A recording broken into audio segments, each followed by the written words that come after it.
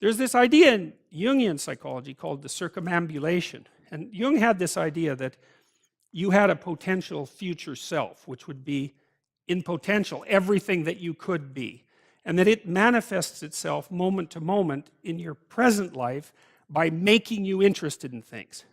And the things that you're interested in are the things that would guide you along the path that would lead you to maximal development.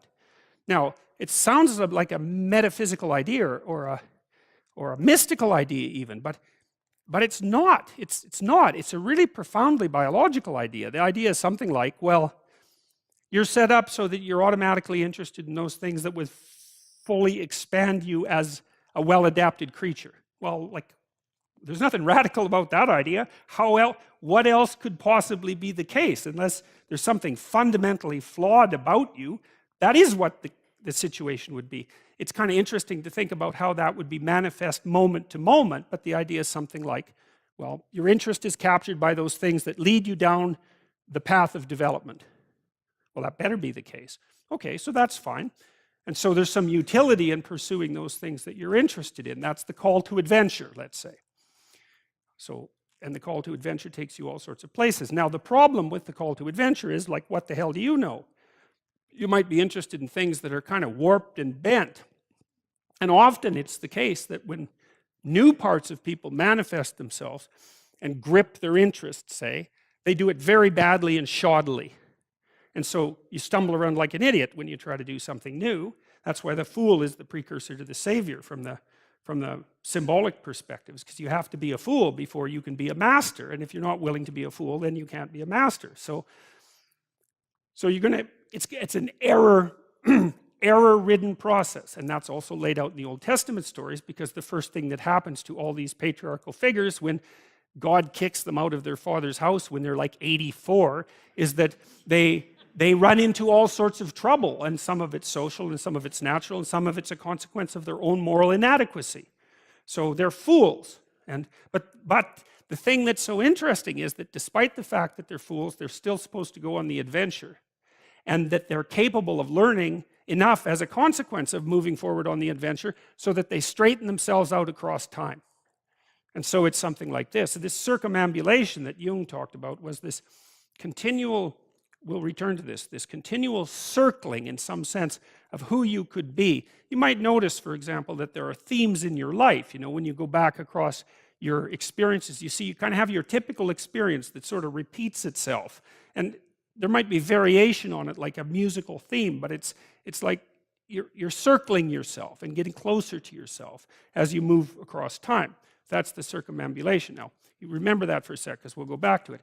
Okay, so imagine that something glimmers before you. It's an interest that's dawning, and you decide, well, first of all, you're paralyzed. You think, well, how do I know if I should pursue that? It's probably a stupid idea. And the proper response to that is, you're right, it probably is a stupid idea, because almost all ideas are stupid. And so the probability that as you move forward on your adventure that you're going to get it right the first time is zero. It's just not going to happen.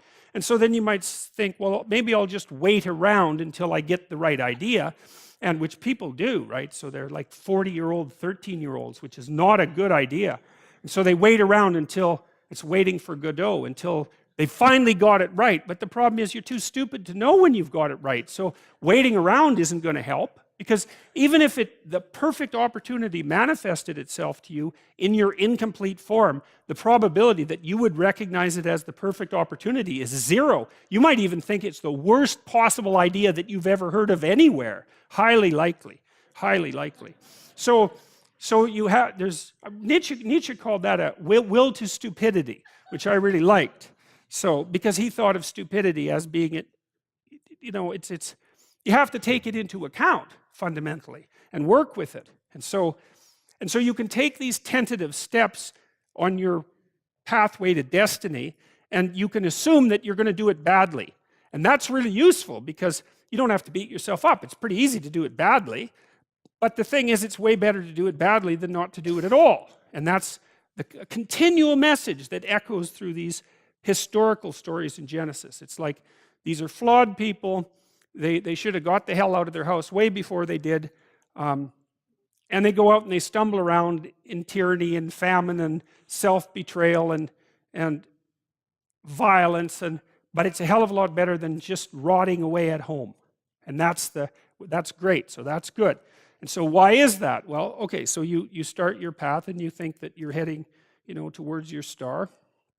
And so you go in that direction. And then, because you're here, the world looks a particular way, but then when you move here, the world looks different, and you're different as a consequence of having made that voyage. And so what that means is that now that thing that glimmers in front of you is going to have shifted its location, because you weren't very good at specifying it to begin with, and now that you're a little sharper and more focused than you were, it's going to reveal itself with more accuracy to you.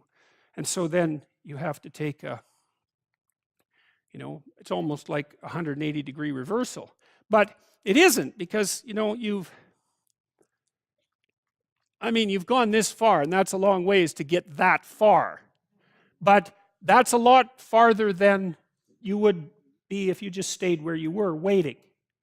And so it doesn't matter that you overshoot continually, because as you overshoot, even if you don't learn what you should have done, you're going to continually learn what you shouldn't keep doing. And if you learn enough about what you shouldn't keep doing, then that's tantamount at some point to learning at the same time what you should be doing. So it's okay. So it's like this. Now, what's cool about it, though, I think, is that as you progress, the degree of overshooting starts to decline, right? And that we know that there's nothing hypothetical about that. As you learn a new skill, like even to play a song on the piano, for example, you overshoot madly. You're making all sorts of mistakes to begin with, and then the mistakes, they disappear. There's a great TED talk, I think it was, about this guy set up a really advanced computational recording system in his home and recorded every single utterance his young child made while learning to speak. And then he put together the child's attempts to say certain phonemes and put them in a list, and you can hear the child deviating madly to begin with, and then after hundreds and hundreds of repetitions, just zeroing right in on the exact phoneme. So, you might not know this, but when kids babble, because they start babbling when they're quite young, they babble every human phoneme, including all sorts of phonemes that adults can't say. And then they die into their language, so that after they learn, say, English, then there's all sorts of phonemes they can no longer hear or pronounce. But to begin with, it's all there, which is really quite interesting. But so as they learn a particular language, they zero in on the proper way to pronounce that, and their errors minimize. And every time you learn something, that's how it is. And that's really useful to know, too, because it means that it's okay to wander around stupidly before you fix your destination. Now, you see that echoed in Exodus, right? Because what happens is that the Egyptians, or the Hebrews, escape a tyranny, which is kind of whatever you do personally and psychologically when you escape from your previous set of stupidly held and ignorant and stubborn axioms. It's like, away from that tyranny. It's like, great, I freed myself from that. Well, then what? Well, you think, well, now I'm on the way. It's, no, you're not. Now you're in the desert, where you wander around stupidly, and worship the wrong things until you finally organize yourself morally again and head in the proper direction. So that's worth knowing, too, because you think, well, I got rid of a lot of things, excess baggage that I didn't need in my life, and now everything's okay. It's like, no, it's not. You've got rid of a whole set of scaffolds that were keeping you in place, even though they were pathological. And now you have nothing, and nothing actually turns out to be better than something pathological, but you're still stuck with the problem of nothing. And that's exactly why Exodus is structured the way that it is. It's that you escape from a tyranny. It's, hooray, we're no longer slaves. Yeah, well, now you're nihilistic and lost. It's not necessarily an improvement. But it is it's also useful to know that, because you can also be deluded into the idea that, imagine that you're trying to become enlightened, which might mean to turn all those parts of you on that could be turned on. You think, well, that's just a linear pathway uphill. It's just from one success to another. No, it's not. It's like, here you are, and you're not doing too badly, and the first step is a complete bloody catastrophe. It's worse. and then maybe you can pull yourself together and you hit a new plateau, and then that crumbles and shakes, and bang, it's worse again. And so, because part of the reason that people don't become enlightened is because it's punctuated by intermittent deserts, essentially, by intermittent catastrophes. And if you don't know that, well, then you're basically screwed, because you go ahead on your movement forward and you collapse and you think, well, that didn't work, I collapsed. It's like, no, that's par for the course. It's not indication that you failed, it's just indication that it's really hard. And that when you learn something, you also unlearn something. And the thing you unlearned is probably useful, and unlearning it actually is painful. You know, let's say if you have to get out of a bad relationship. It's like there isn't any relationship that's 100% bad. And so when you jump out of it, well, maybe you're in better shape, but you're still lonesome and disoriented, and you don't know what your past was, and you don't know what your present is, and you don't know what your future is.